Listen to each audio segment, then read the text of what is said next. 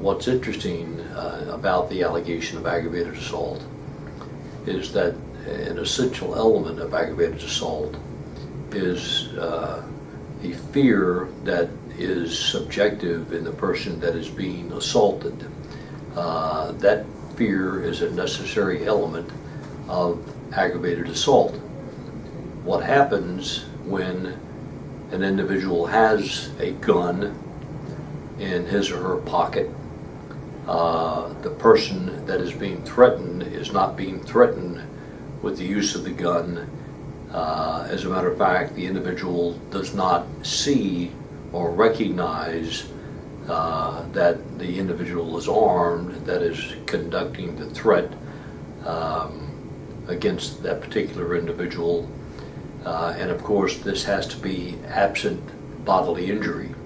If bodily injury takes place, even though the individual doesn't or is not aware of the presence of a deadly weapon, then we still have an aggravated assault if the conditions of bodily injury, as will be described in a moment, are present. An aggravated assault can occur in a number of different ways. The code specifies that an aggravated assault can occur against an individual who is a public servant and is conducting that his service in the line of his duty. If that assault takes place, which would otherwise be a simple assault, that would be raised to a aggravated assault, and in fact, it gives rise to a first-degree felony. Without that particular condition and the conditions that will be discussed momentarily, we still have a second-degree felony if the elements of serious bodily injury or use of a deadly weapon are present. Secondly, an assault, for instance, against a public servant in retaliation for something that public servant has done.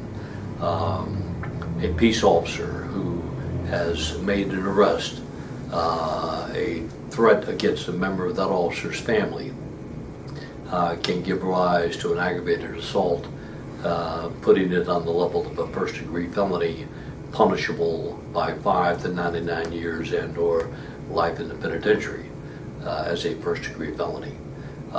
Retaliation against a person who happens to turn a defendant in for an offense that person has done, or perhaps testified as a witness in a case, or a juror, or a grand juror in a particular case. If a threat is made against either of those, any of those individuals, then we have an allegation of aggravated assault. You can't, for instance, have an individual testify against you, and the next thing you know, that individual is being threatened by the individual against whom that person was testifying. A personal example, I think, would be appropriate to insert at this moment. Years ago, I was representing an individual who was charged with assaulting his wife on the front porch of his home, and the next door neighbor witnessed the assault, and the next door neighbor took the stand and was in the middle of testifying about what was going on. My client was seated directly behind me, and I was facing the witness during cross-examination. I see a juror motion to the bailiff, and the judge stops the proceedings. The bailiff goes to the juror, the bailiff then goes to the judge excuses the jury.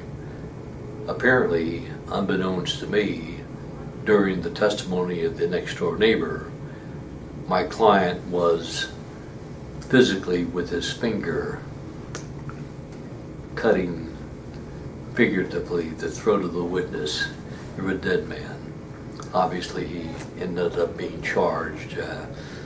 What turned out to be an assault case ended up with an additional allegation of an aggravated assault. Any item that is capable of rendering death or serious bodily injury, to include physical disfigurement, any item that has this capacity and is used with the intent to create that particular atmosphere and in fact hurt that individual, can be considered to be a deadly weapon. I've had situations where water can be a deadly weapon. A man's hand can be a deadly weapon. Obviously a 2x4, a sharpened pencil that goes for the face. It also is interesting that if I'm in an automobile, and this particular example is most pertinent in today's climate, and I drive by a house and I don't know if it's occupied or not, but I pull a gun and I randomly and recklessly fire that firearm into that house, and it causes, without my knowledge, serious bodily injury to an inhabitant. That is a first-degree felony, and we often hear of drive-by shootings, first-degree felonies, and again, those felonies are punishable if proven beyond a reasonable doubt by 5 to 99 and/or life in the penitentiary. If a deadly weapon is alleged, then we have the ability of the court to make a determination that if an individual's sentence, let's say, is 30 years for a first-degree felony, because of a deadly weapon finding, that individual will not come up for consideration for parole until 1/2 the calendar period has been served by the person who is incarcerated. So just because we have an aggravated assault as opposed to a murder or a capital murder doesn't make life any easier for the defense lawyer, and particularly for the defendant facing the possibilities that the law carries with it.